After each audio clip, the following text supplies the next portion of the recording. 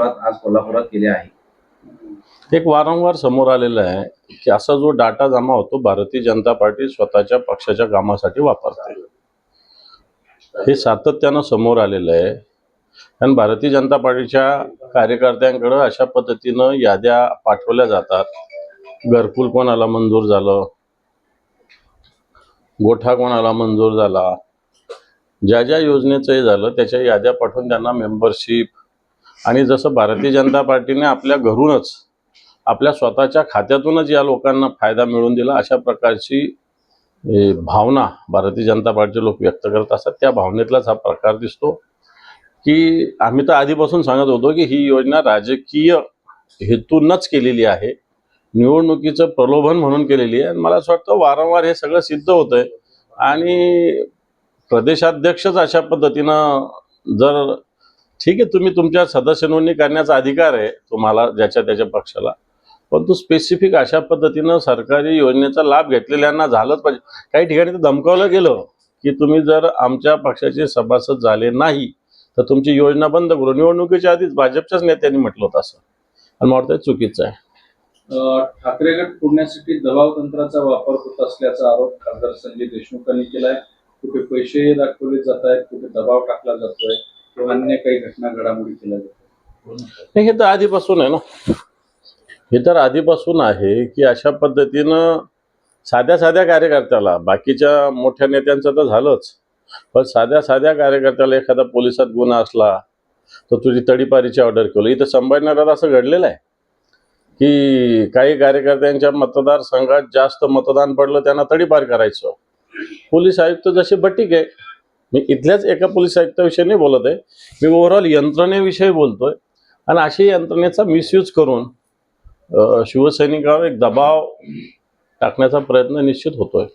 तुम्ही ज्या जिल्ह्याचे जिल्हा प्रमुख आहात त्या जिल्ह्यामध्ये ही ठाकरे गटाला बऱ्यापैकी खिंडार पडतंय, कारण तुम्ही ज्या सुरेश बनकरांना अब्दुल सत्तारांच्या विरोधात लढवण्यासाठी घेऊन आला होता ती तुमची शिवसेना सोडून गेले।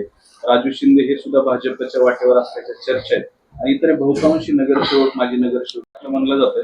दुसऱ्या बाजूला लोक सुद्धा सोडून जातात। हे पहा, लोक सोडून गेलेले काय कारणाने गेले, त्यांच्याबरोबर कोणते शिवसैनिक गेले? समजा संभाजीनगर शहरातले काय नगरसेवक गेले, आता 3 टर्म आधीचा माजी नगरसेवक गेला ना, आता त्याला तुम्ही सांगता की त्याला गेले 2-3 दाखवतात 10। जे मागच्या संभाजीनगरचं इलेक्शन 2020ला होती, 2014ला 15ला निवडून आले नगरसेवक, आणि 2010ला निवडून आले नगरसेवक आता 14 वर्षानंतर 15 वर्षानंतर गेलेले, त्यांना आपण नगरसेवक म्हणतो। मला असं वाटतं पुलाखालून बरंच पायाने वाहून गेलेलं असतं, एकही शिवसैनिक यांच्या सोबत गेला नाही, परंतु यांना प्रलोभनं दाखवली जातात हे सत्य आहे, निधीचं आमिष दाखवले जातात हेही सत्य आहे। जे आधी गेले त्यांचे हाल काय झाले हे त्यांना बघा असं आम्ही सांगतो, की ज्याला 1 रुपया देईल सांगितलं त्याला 4 आणे पण दिलेले नाही, अशा प्रकारची स्थिती आहे। मला वाटतं फसवणूक करून, प्रलोभन दाखवून अशा पद्धतीने कार्यकर्ते फोडण्याचं पाप हे लोक करतात। राजू शिंदे खरंच जातील का? मला नाही वाटत असं। रामदासभाई कदम काल कोकणात म्हणले की ठाकरेंचा आणि कोकणचा काडीचा संबंध नाही, यावर कोकणवासियांनी काल शिक्कामोर्तब केलं। माझं भाकीत आहे, मातोश्रीत फक्त त्यांचं कुटुंब आणि ते त्यांच्याशिवाय कुणी उभं राहणार नाही त्यांच्या मागे, सांगितलं। मला वाटतं रामदासभाईने अशा स्वप्नातच राहायला काही हरकत नाही। ठीक आहे, आमदार कमी निवडून आले, एवढी सगळी यंत्रणा कोणता शहा म्हणत होते उद्धव साहेब, त्या शहाची यंत्रणा, देशातले अनेक केंद्रातले मंत्री, अनेक राज्याचे मुख्यमंत्री, पैसा, EVM हे सगळं वापरून हे 20 आलेच ना, सगळं वापरून हे सगळं बाजूला केलं असतं तर 100 आला असतो आम्ही, परंतु हे सगळं वापरून जे तुमची 20ची संख्या, आमची 20 संख्या आलेली आहे हेही विसरताना नाही। शिवसेना संपवणारे अनेक लोक येऊन गेले, परंतु तेच संपलेले असं मी बाईंना सांगू इच्छितो। एकनाथ शिंदे कोण खुश आहे ठाकरे गटात, आम्हाला शिव्या शाप देण्यापेक्षा आपल्याला का सोडून जातं त्याचं आपण चिंतन करावं। नुकतीच डॅमेज कंट्रोलची त्यांची बैठक पार पडली, परवा तुमची झालेली बैठक, ज्यांनी शिवसेनेला, हिंदुत्वाला, बाळासाहेबांच्या विचारांना डॅमेज केलं, त्यांनी आता बैठक घेऊन काय करावं? तुमचे लोक फार खुश आहेत, तानाजी सावंत काय बोलतात जाऊन बघा, अन्य बाकीचे कित्येक लोक आहेत, आता नाव सांगणं नाही त्यांच्याविषयी, परंतु हे किती खुश आहे, जेवढे मंत्री झाले तेवढेच लोक खुश आहे। जेवढे मंत्री झाले तेवढ्या लोकांची काय स्थिती बघा. भास्कर जाधव जे आहेत त्यांनी एक व्हॉट्सअप प्रोफाईल ठेवलं आणि खूप गंभीर स्वरूपाचं त्यांचं ते स्टेटस आहे. त्यात म्हणतात की मुंबईच्या जिद्दी आणि धाडसी असेल तर माणसेच काय, जनावरांवरही विश्वास टाकतात. बरोबर आहे, त्यात काय चूक आहे, त्यांनी चांगलं टाकलेलं आहे त्यांनी. ते उद्धव ठाकरेंच्या अनुषंगाने घेता येतं. असं नाही, त्यांचं म्हणणं जे आहे की नेतृत्व मजबूत आहे उद्धवजींचं, त्याच्यामुळे लोक आपोआप त्यांच्या मागे उभं राहतील. त्यात काय चूक बोलले, ते चांगलं बोलले. उद्धव ठाकरेंनी सेना भवनाला टाळे ठोकावे आता काही उरलं नाही असं नितेश राणे म्हणतात. आता नितेश राणेविषयी काय रिॲक्शन देणार आपण? बरं, राजीनाम्यावर ना दादा म्हणजे अजित पवार म्हणाले की मुंडेंनी नैतिकतेने राजीनामा द्यावा की नाही हा त्यांचा प्रश्न आहे, त्यांना विचारा, मला काय विचारतो. हे पहा, अजितदादा त्यांचे प्रमुख आहेत. त्यांनी सांगितलं किंवा त्यांनी निर्णय घेतला तर 1 मिनिटात राजीनामा होईल. पण नैतिकता आज अजितदादा असेल की धनंजय मुंडे असेल यांच्यात बाकी आहे का, हा एक खऱ्या अर्थानं आपण विचारायचा प्रश्न आहे. कारण ज्यांनीच अनैतिकपणे आपला पक्ष फोडून अशा पद्धतीनं भारतीय जनता पार्टी जॉईन होऊन जे सरकारमध्ये सहभागी, हे लोक नैतिकता काय बोलतायत? धडधडीत पुरावे सगळ्या गोष्टी समोर, धडधडीत आरोपी अजून फरार आहेत, सगळ्या गोष्टी समोर आहेत. त्याच्यात धनंजय मुंडेंचे सगळे जवळचे लोक आहेत, हे क्लिअर असतानाही आता धनंजय मुंडे निर्णय घ्यायचा का तुम्ही 1 मिनिटात बरखास्त करा ना. त्यांना बडतर्फ करू शकता, तुम्ही मंत्रिमंडळातून काढू शकता. परंतु मला असं वाटतं की एक प्रकारे अगतिकता आहे की काही दबाव आहे हे कळायला मार्ग नाही. परंतु धनंजय मुंडेंचा राजीनामा अजितदादांनी घेतला पाहिजे, हा जनमानस आहे. आणि येणाऱ्या अधिवेशनामध्ये हा आवाज, हा विषय शिवसेना असेल, सगळे विरोधी पक्ष असेल, ताकदीने लावून धनंजय मुंडेंचा राजीनामा द्यायला भाग पडतो. धस यांना पुढे करण्यात आलं आणि या खून प्रकरणामध्ये भाजपाचा हात आहे का असा प्रश्न त्यांनी उपस्थित. हे तर सत्य आहे. सुरेश धस हे भारतीय जनता पार्टीचे, धनंजय मुंडे हे अजितदादाच्या गटाचे, भाजपशी त्यांची जवळीक आहेच आहे.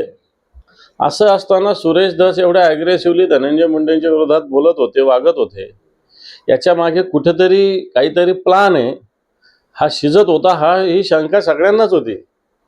मी तिथं जाऊन आलो, मी तर तिसऱ्या दिवशी गेलो होतो. तिसऱ्या दिवशी त्यावेळेस काही जणांनी ही भावना व्यक्त केलेली होतीच की हा कुठेतरी एक नियोजनबद्ध डाव आहे की सुरेश धस यांना पुढे करून जाती जातीत भांडणं लावून एक समाज सुरेश धसांबरोबर उभा करायचा, जो समाज मोठ्या प्रमाणावर मनोज जरांगेंच्या मागे उभा आहे, त्यांच्या आंदोलनाच्या मागे, त्यांच्या भूमिकेच्या मागे.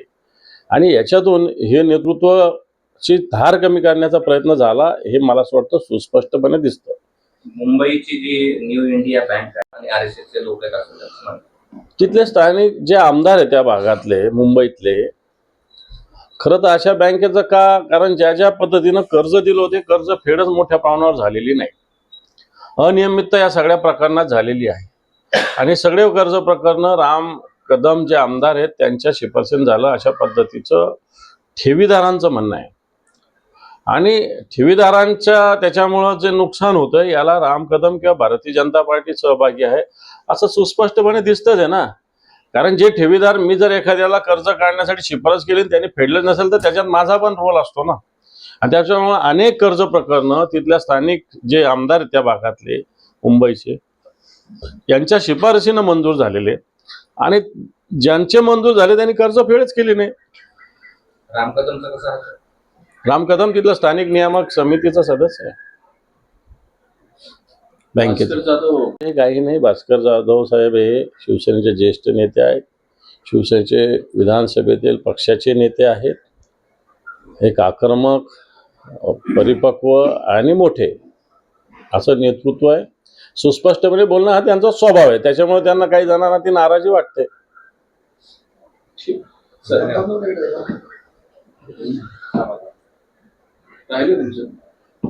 नाशिकमध्ये महायुतीचा वाद सुरू आहे. शिवसेनेच्या नेत्यांकडून त्रास होत असल्याचा आमदार सौरभ बहिरे यांची तक्रार आहे. अजितदादांसमोर त्यांनी खतखत बोलून दाखवले. आणि दादा काही वाद नाही, वाटाघाटीचा वाद आहे हा, टेंडरचा वाद आहे, बाकी काही वाद नाही आहे. टेंडर मी घ्यायचं का तू घ्यायचं, तुझ्या माणसाला का माझ्या माणसाला, हा वाद आहे. बाकी कसला वाद आला, हा स्वार्थाचा वाद आहे. एप्रिल मे महिन्यात स्थानिक स्वराज्य संस्थांच्या निवडणुका होणार, भाजपने सगळ्यांना कामाला लावायला सांगितलं, म्हणजे लागा कार्यकर्त्यांना. होईल वाटतंय तुम्हाला?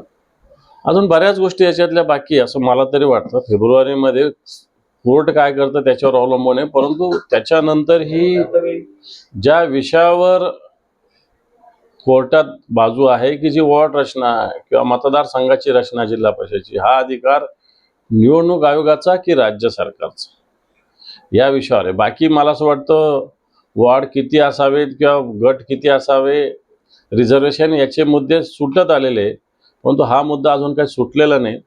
तर मला वाटत नाही की ह्या निवडणुका लवकर होतील. अडचणीच्या पार्श्वभूमीवर उद्धव ठाकरे हे 20 आणि 25 तारखेला आमदार खासदार जायचं असं काही संबंध नाही. आता अधिवेशन सुरू होत आहे, संसदेचं पण आणि विधानमंडळाचं पण. या पार्श्वभूमीवर दर अधिवेशनाच्या आधी आम्ही बैठका घेत असतो. त्याचीच ही बैठक आहे, कारण ह्या बैठका आत्ताच ज्या शिवसेना नेत्यांची बैठक झाली त्याच्यामध्ये या बैठका ठरलेल्या आहे. त्या बैठकांना मीही होतो. आता जे अधिवेशन आहे विधिमंडळाचं तेही 3 मार्चला सुरू होतं आहे आणि लोकसभेचं अधिवेशन पण पुढचं बजेटरी अधिवेशन जे आता अर्ध झालेलं आहे, थोडंसं झालेलं आहे. याच्या पार्श्वभूमीवर एक शिवसेनेची भूमिका या हेतूने चर्चा करण्यासाठी पक्षप्रमुख नियमित बोलवत असतात, त्याचीच ही बैठक आहे. त्याला ऑपरेशन टायगरची पार्श्वभूमी आहे असं बोललं जातं. हे आपली संघटना मजबूत करणं, सांभाळणं हे तर ज्याच्या त्याच्या लोकप्रतिनिधीची पण जबाबदारी त्यांच्या भागात. त्याच्यात काय अडचणी येतात, काय येतात, त्याच्यावर कशा पद्धतीनं मात करायचं. फक्त येणाऱ्या काळामध्ये शिवसेना अतिशय प्रभावीरित्या याच्यावर मात करेल हे मी तुम्हाला सांगतो. ऑपरेशन टायगरच्या मोहिमेमध्ये औरंगाबादच्या वाघाची काय भूमिका असेल? हे ऑपरेशन टायगर 2-4 लोकांना घेऊन जाणं, आमिष दाखवून म्हणजे ऑपरेशन टायगर नाही, बरं का. आमिष दाखवून, भूलथापा देऊन जे गेलेले त्यांची जरा प्रतिक्रिया जाणून घ्या तुम्ही. कुत्रंसुद्धा विचारत नाही त्यांना तिकडं काय संघटन आहे का काय. तिथे सगळे सुभेदार निर्माण झालेले, याची सुभेदारी या मतदारसंघाची, त्याची त्या सुभेदारची, बाकी काय तिथं काम. इतरांसारखं तुमचं होणार नाही ना तिथे? बिलकुल होणार नाही. म्हणजे तुमच्या बाबतीत असं घडणार नाही ना तिथे? माझा काय संबंध येतो? कारण चंद्रकांत खैरे मागे म्हणले होते की त्यांना राज्यपाल पदाची ऑफर आहे, तर तुम्हाला ऑफर दिली नसेल? मला काही ऑफर नाही. माझं काही कोणाशी राजकीय दृष्ट्याने असं बाकी भेटी गाठी तर कुठं विमानतळावर, कुठे एखाद्या लग्नात ते होत असतात. त्या काय चुकीच्या किंवा होणे असं मी म्हणत नाही, परंतु अशी ऑफर मला कोणतीही नाही आणि मला द्यायची कोणाची हिंमत पण नाही. धन्यवाद.